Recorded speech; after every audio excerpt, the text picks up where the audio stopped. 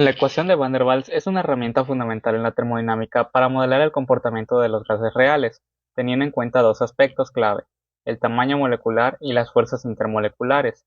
La ecuación tiene en cuenta el efecto del tamaño molecular mediante el parámetro B, que representa el volumen ocupado por las moléculas del gas.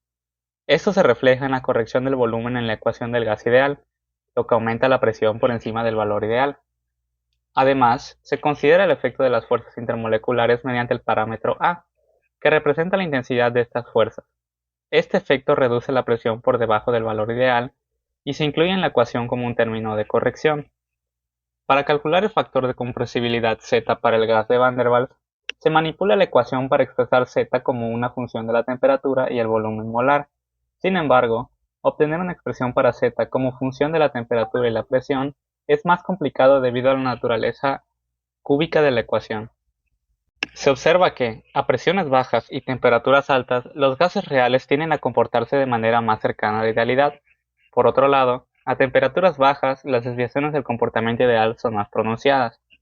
Las curvas Z versus P muestran cómo varía el factor de compresibilidad con la presión a diferentes temperaturas. A la temperatura de Boyle, la curva de Z es tangente a la curva para el gas ideal, lo que indica un comportamiento cercano a la idealidad. Aunque en la ecuación de Van der Waals proporciona una mejor descripción del comportamiento de los gases reales que la ley del gas ideal, su uso implica el sacrificio de la universalidad de la constante R, ya que cada gas tiene sus propias constantes A y B. En resumen, la ecuación de Van der Waals es una mejora significativa sobre la ley del gas ideal, ya que ofrece una descripción más precisa del comportamiento de los gases reales al considerar el tamaño molecular y las fuerzas intermoleculares. Sin embargo, su aplicación práctica implica el uso de constantes específicas para cada gas. Las isotermas de un gas real ofrecen una ventana hacia el comportamiento de los gases en condiciones no ideales. Son herramientas cruciales para entender cómo se desvían los gases de la idealidad y en qué momentos ocurren estos fenómenos. Cuando observamos las isotermas de un gas real a diferentes temperaturas, nos encontramos con formas variadas. A altas temperaturas, estas curvas se parecen más a la de un gas ideal, mientras que a bajas temperaturas tienden a formar mesetas.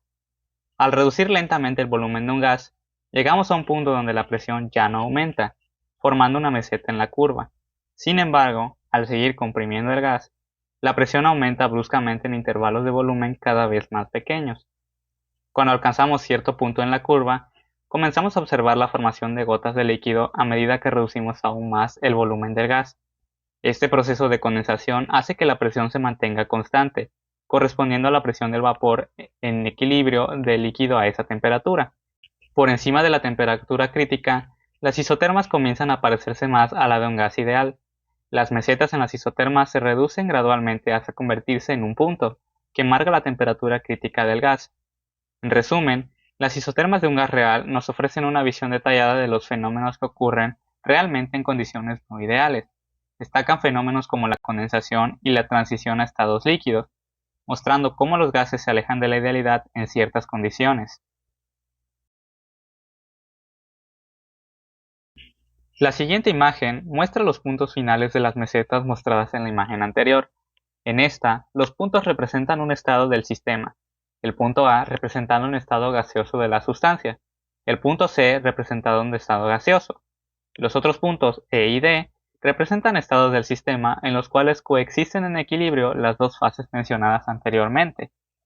Podemos notar que no hay una línea divisora entre estos estados. Nosotros sabemos cuáles puntos representan a cada estado, pero esto no siempre es así. En ocasiones no será posible poder distinguir entre el líquido y el gas. Este hecho se le conoce como el principio de continuidad de estados. Dentro del mismo sistema, sabemos que el punto A representa el líquido obtenido por la compresión isotérmica. Sin embargo, supongamos que nosotros comenzamos en el punto C, aumentamos la temperatura del gas y mantenemos el volumen constante. ¿Qué sucederá? La presión aumentará a lo largo de toda la línea CD. Una vez llega al punto D, el gas se enfriará, manteniendo la presión constante, disminuyendo el volumen por toda la línea DE. Cuando ésta alcance el punto E, nuevamente el volumen se mantendrá constante y enfría el gas, disminuyendo la presión hasta alcanzar el punto A. Podemos concluir en base a esto que el punto A representa un estado de alta compresión del gas, pero nosotros previamente afirmamos que el punto A se trataba de un estado líquido. ¿Esto qué nos quiere decir?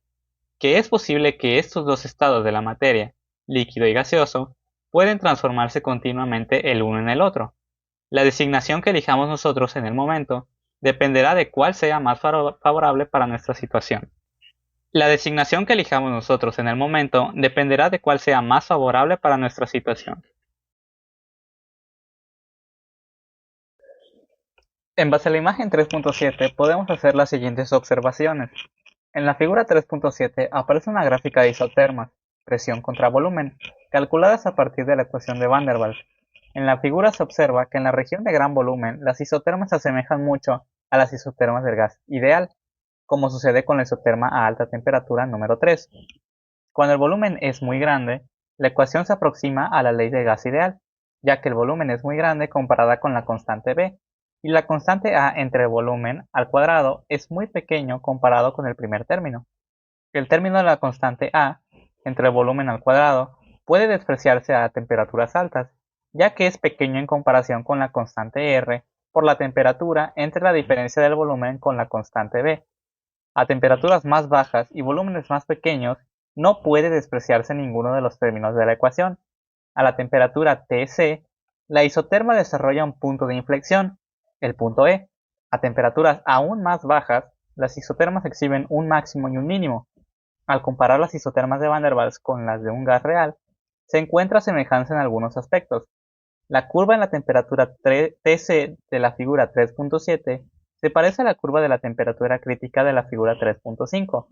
La curva para la temperatura T2 de la figura 3.7 predice tres valores para el volumen a la presión PE.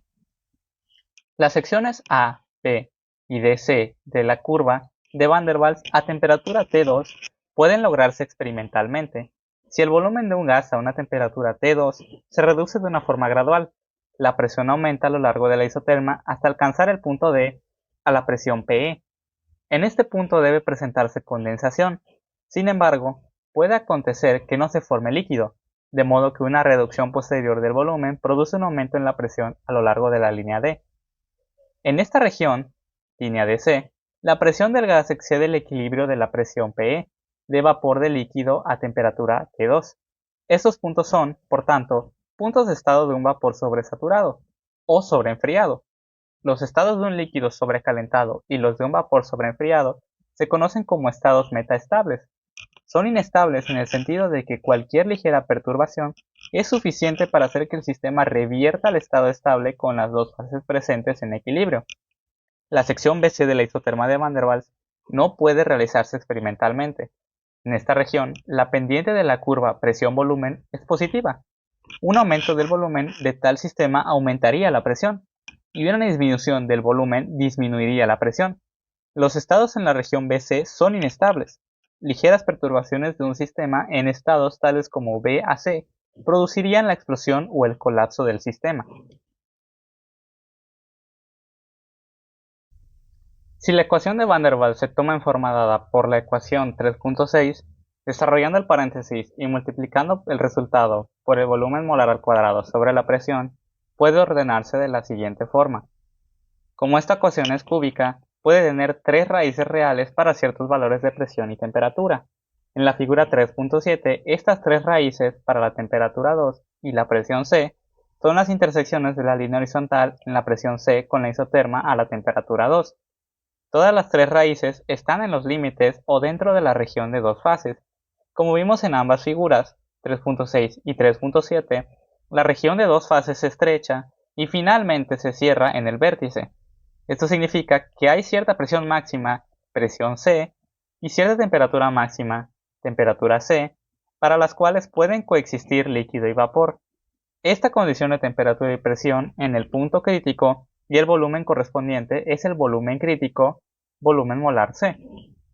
En la medida en que se estrecha la región de las dos fases, se aproximan mutuamente las tres raíces de la ecuación de Van der Waals, ya que tienen que estar en los límites o en la región. En el punto crítico, las tres raíces son iguales al volumen molar C. La ecuación cúbica puede expresarse en función de sus raíces, raíz 1, raíz 2 y raíz 3.